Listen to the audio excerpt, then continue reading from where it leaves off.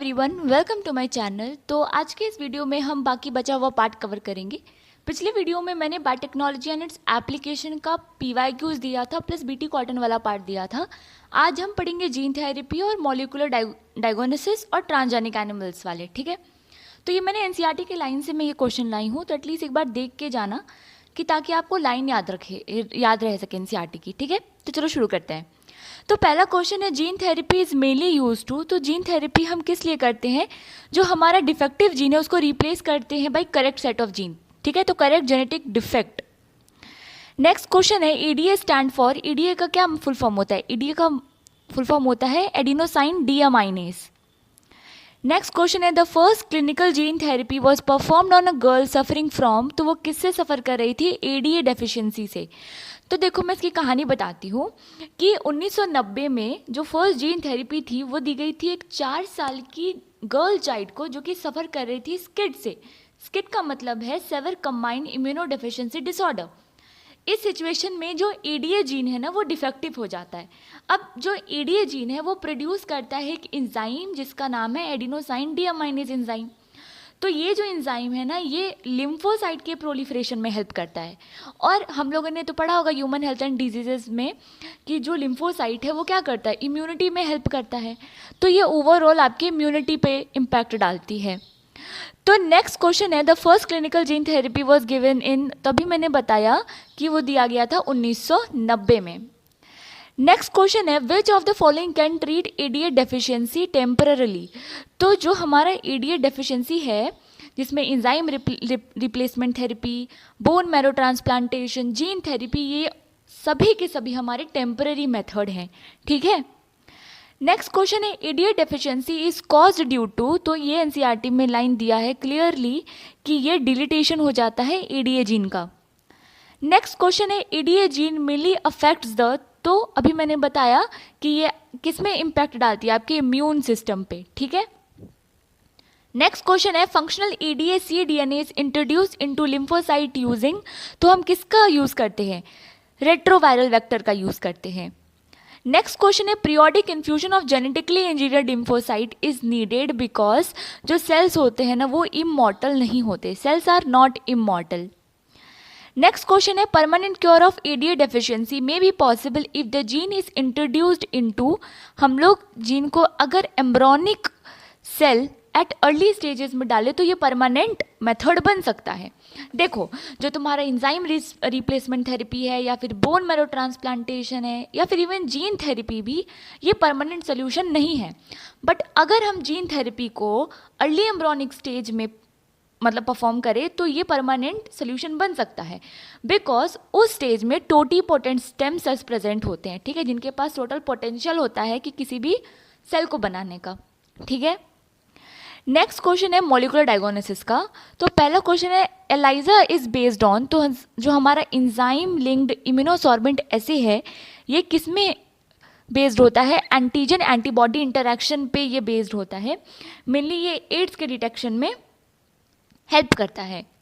Next question है, PCR helps in. तो PCR क्या करता है? किसी भी चीज़ का एम्पलीफिकेशन करता है, तो amplification of nucleic acid. Next question है, PCR can detect pathogen even when. अगर पैथोजन का कंसेंट्रेशन लो भी हो तो भी वो डिटेक्ट कर सकता है पीसीआर। नेक्स्ट क्वेश्चन है, PCR is routinely use to detect. तो पीसीआर किस में यूज होता है? हमारे एचआईवी में। एचआईवी के अलावा जैसे जीन म्यूटेशन हो उसको भी ये डिटेक्ट करता है। इसके अलावा कई सारे जेनेटिक डिसऑर्डर हो गए, उन सबको भी ये डिटेक्ट करता है। ठीक है, next question, in molecular diagnosis a radioactive DNA और RNA molecule used for hybridization is called. उसको हम लोग क्या बोलते हैं? हम लोग बोलते हैं उसको प्रोब। ठीक है, नेक्स्ट क्वेश्चन है, detection using photographic film after hybridization is known as. उसको हम लोग बोलते हैं ऑटो रेडियोग्राफी।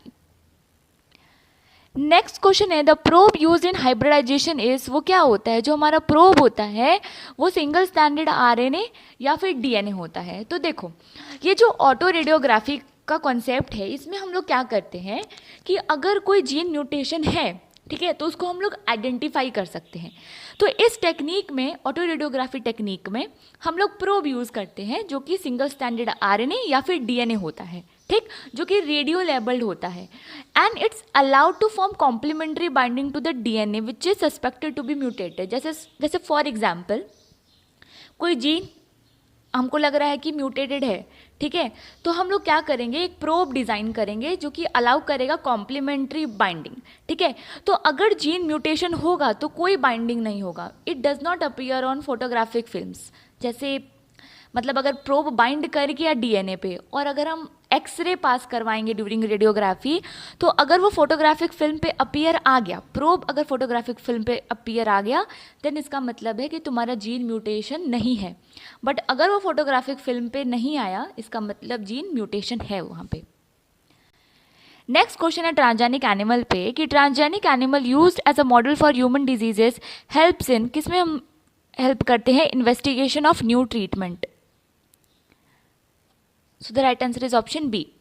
Next question है insulin like growth factor studied in transgenic animals is related to growth and development। ये सब मैं एनसीईआरटी की लाइन से क्वेश्चन लाई हूँ, तो देख लेना एक बार भाई।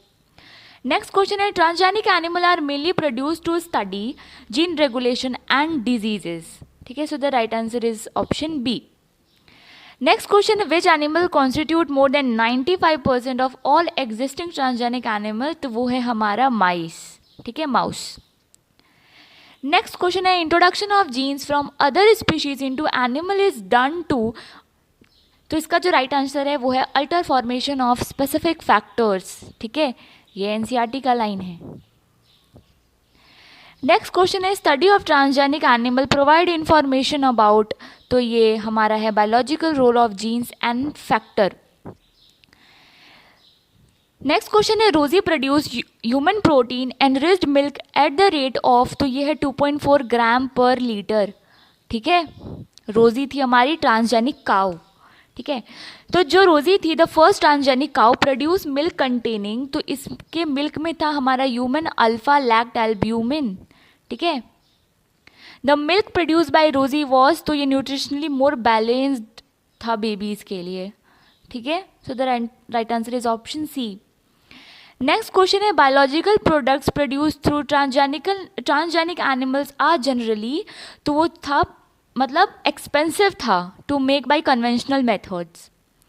नेक्स्ट क्वेश्चन है human protein alpha 1 antitrypsin produce through transgenic animal is used for treating, तो जो हमारी एक ट्रांसजेनिक शिप थी ट्रेसी, तो उसमें हम लोगों ने बनाया था अल्फा 1 एंटीट्रिप्सिन जो कि ट्रीट करा था एम्फाइसीमा को। नेक्स्ट क्वेश्चन है transgenic mice are currently used for testing the safety of, तो वो था पोलियो वैक्सीन, ठीक है। नेक्स्ट क्वेश्चन है successful use of transgenic mice in vaccine testing में रिप्लेस्ड, तो किसको रिप्लेस किया था इसने, मंकी को। Next question in chemical safety testing transgenic animals are made for, तो sensitive to toxic substances. Next question है GEAC स्टैंड फॉर, तो ये है जेनेटिक इंजीनियरिंग अप्रूवल कमेटी, ठीक है। So the right answer is option A. अब जो हमारे ये हैं क्या बोलते हैं एथिकल इश्यूज हैं, तो इसमें ये GEAC का कॉन्सेप्ट दिया था कि जो जेनेटिक इंजीनियरिंग अप्रूवल कमेटी है यही डिसाइड करती है रूल एंड रेगुलेशन की, मतलब where it will be safe for human use और नॉट, ठीक है। इसके बाद फिर हम बायो पेटेंट, फिर बायो पायरेसी भी पढ़ते हैं। बायो पेटेंट का मतलब होता है like something legally belong to a country and to use such things one would require legal permission चाहिए होता है, उसको हम लोग बायो पेटेंट बोलते हैं। और बायो पायरेसी का मतलब होता है लाइक कुछ चोरी करना, ठीक है, कुछ unauthorise use of such patent things illegally is called biopiracy. तो जैसे 1997 में एक यूएस की कंपनी ने ट्राइड किया था बायो पायरेसी एक इंडियन बासमती में। तो बेसिकली उन्होंने क्या किया था कि इंडियन बासमती को उन्होंने क्रॉस करवाया था native semi डॉफ variety of rice और कुछ प्रोडक्ट बनाया था और ये कहा था कि ये यूएस से बना हुआ है, ठीक है। इसके अलावा जो ये बायो पायरेसी है कई सारी चीज़ों पे किया था, इंडियन चीज़ों पे किया गया था, जैसे नीम हो गया, टर्मरिक हो गया, तो उन सब पे भी किया गया था, ठीक है। इंडिया के पास अराउंड 2 लाख वैरायटीज़ है राइस की और 27 डॉक्यूमेंटेड वैरायटी है बासमती की। तो ये सब एनसीईआरटी की लाइन याद रखो, फिल इन द ब्लैंक्स में जैसे आ सकता है, ठीक है, स्टेटमेंट बेस में आ सकता है कई सारे। तो एनसीईआरटी पढ़ के जाओ, ठीक है। तो best of luck, thank you.